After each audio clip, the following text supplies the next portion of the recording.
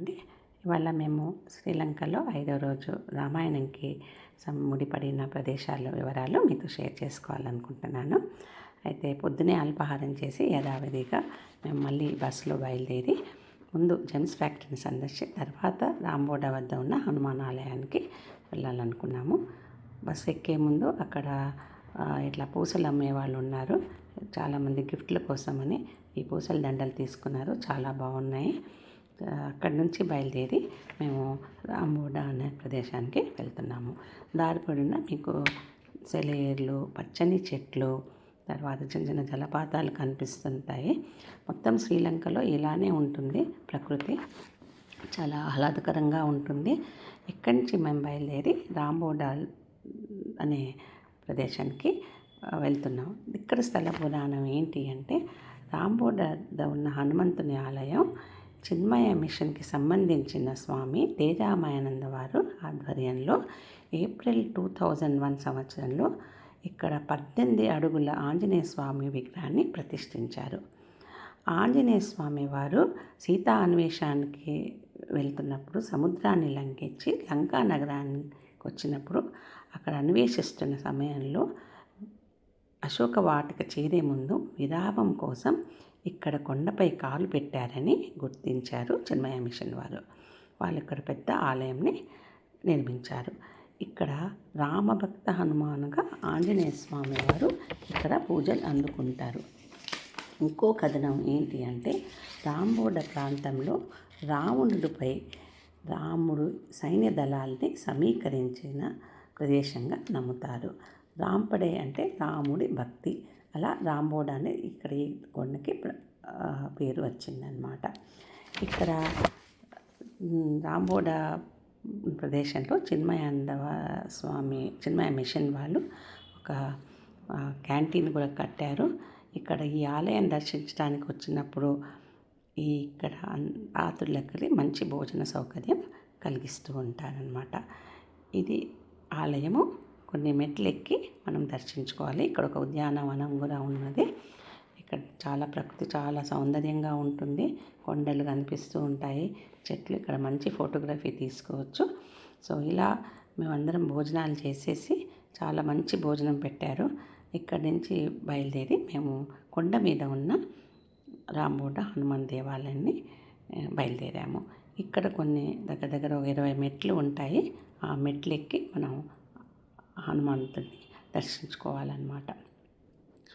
ఆ హనుమంతుడి ఆలయము లోపల రోజు పొద్దున్న నుంచి సాయంత్రం వరకు అర్చన పూజలు జరుగుతూ ఉంటాయి. ఇలా అందరము వెళ్ళి లోపల దర్శించుకొని ఈ హనుమంతుడి దగ్గర అర్చన చేయించుకున్నాము. ఈ హనుమంతుడు 15 అడుగుల ఆంజనేయుడు అనమాట. ఆంజనేయ స్వామి చాలా పెద్దగా ప్రతిష్ఠ చేశారు ఇక్కడ చిన్మయ మిషన్ వాళ్ళు. ఇది అక్కడ విగ్రహం అనమాట. సో ఈ స్థలంలో హనుమంతుడు మొదటగా కాలు పెట్టి సీతా అమ్మవారి కోసం వెతుకుతున్నారని ఇక్కడ మనకి కథనం. ఇలా ఇక్కడి నుంచి ఈ ఆలయంలో అందరం దర్శించుకొని మేము మళ్ళీ మా ప్రయాణం ముందుకి వెళ్ళామన్నమాట. అయితే నెక్స్ట్ మా స్టాపు నువారా ఏరియాలో ఉన్న రావణ ఎల్లా వాటర్ ఫాల్స్. సరే బయలుదేరుతూ మళ్ళీ ఇలానే బస్సులో మేము బయలుదేరుతూ ఈ ఎల్లా వాటర్ ఫాల్స్ దగ్గరికి వెళ్ళాము. నువారా ఈ రావణ ఎల్లా వాటర్ ఫాల్స్ రామాయణంతో ఎలా ముడిపడిందంటే, ఎప్పుడైతే లక్ష్మణుడు శూర్పణఖ చెవి ముక్కు కోసినప్పుడు రాముడికి కోపం రావణుడికి ఆగ్రహం వచ్చిందో అప్పుడు ఆయన వాళ్ళ మీద కోపంతో సీతమ్మ వారిని అపహరించాడు. అప్పుడు సీతమ్మ వారిని తీసుకొచ్చి ఈ వాటర్ ఫాల్స్ వెనక దిట్టమైన అడవిలో కేవ్స్లో అమ్మవారిని బంధించారని ఇక్కడ కథనము. ఇలా ఈ ఎల్లా వాటర్ ఫాల్స్ చాలా ముఖ్యమైన వాటర్ ఫాల్స్గా భావిస్తూ ఉంటారు. ఇక్కడ అది చాలా సుందరమైన వాటర్ ఫాల్స్. తర్వాత ఇక్కడ రావణుడు రోజు స్నానం చేస్తారని కూడా చెప్తూ ఉంటారు.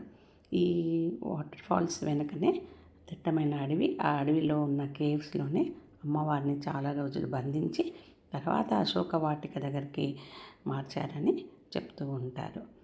ఇలా చాలామంది యాత్రికులు ఇక్కడ దిగి ఈ వాటర్ ఫాల్స్ జలపాతాల్ని సందర్శిస్తారు. ఇక్కడ స్నానాలు చేస్తుంటారు. ఇక్కడ ఫోటోగ్రఫీ కూడా తీసుకుంటారు. ఇది చాలా సుందరమైన ప్రదేశము.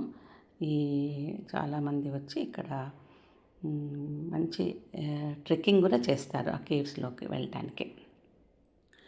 అది ఒకరోజు ప్రయాణము కాబట్టి మేము ఈ వాటర్ ఫాల్స్ని సందర్శించి నా ప్రయాణం ముందుకి సాగిందనమాట. ఇక్కడి నుంచి మేము మళ్ళీ చాలా ముఖ్యమైన ప్రదేశము, అది నువారా ఏరియాలో గాయత్రి పీఠం. ఆ గాయత్రి పీఠం విశేషాలు ఏంటి అంటే, రావణాసురుని పెద్ద కొడుకు ఇంద్రజిత్, లేదా ఆయన్ని మేఘన కూడా అంటారు. ఈ ప్రదేశంలో శివుడిని తపస్సు చేసి శివుడిని, బ్రహ్మని, విష్ణుని కూడా ఆహ్వానించాడని, తర్వాత నికుంభుల అనే అమ్మవారికి నిత్యం పూజ ప్లస్ హోమం జరుపుతుండేవాడని, ఇది కనుక ఆయనకి ఆ శక్తితో రాముణ్ణి మీద విజయం కలుగుతుందని ఆయన నమ్మకంతో చేస్తుండేవాడు. అయితే ఆ యాగం అయిపోయే ముందు మన వానర సైన్యము ఇంద్రజిత్ యాగంని మధ్యలో ఆపేసి లక్ష్మణుని సదానికి అర్థమయ్యేటట్టు చేశారు. ఇది రామాయణం వచనం.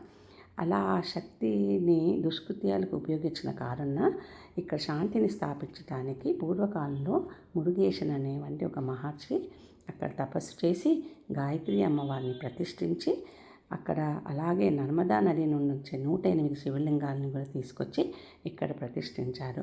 ఇక్కడ శివలింగం కూడా దాని సైజు పెరుగుతూ ఉంటుంది అని అంటూ ఉంటారు. దారి పొడుగున మాకు ఇలా ఏనుగులు కూడా కనిపించాయి ఈ నువారా ఆలయ ప్రాంతంలో. ఇవి చూసుకుంటూ మేము మా ప్రయాణం ముందుకి సాగించాము. మళ్ళీ రేపటి యాత్ర గురించి మళ్ళీ ఇంకో వీడియోలో కలుసుకుందాము.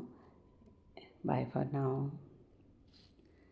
ఈ ప్రదేశాలన్నీ రామాయణం కథతో సంబంధం ఉంది కాబట్టి ఈ వీడియోలో మీకు ఈ 3 ప్రదేశాల గురించి వివరించాను. మళ్ళీ కలుద్దాము నెక్స్ట్ వీడియోలో.